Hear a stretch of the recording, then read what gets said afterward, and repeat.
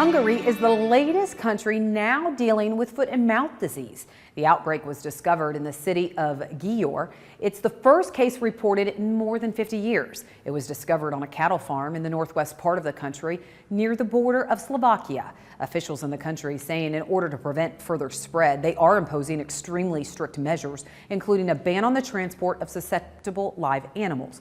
You'll remember we told you in January that Germany had also confirmed its first outbreak of the disease since 1988. It was discovered in a water buffalo.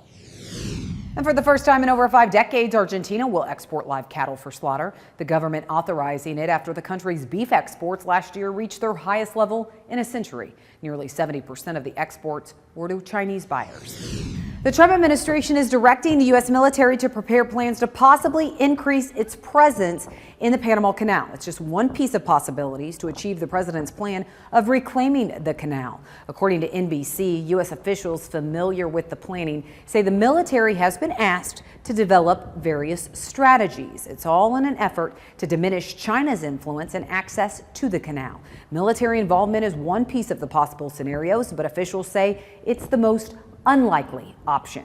Defense Secretary Pete Hegseth is expected to visit Panama next month. The Panama Canal is a vital shipping canal. According to Reuters, more than 2/3 of all cargo that passes through the canal either comes from the U.S. or is destined for the U.S.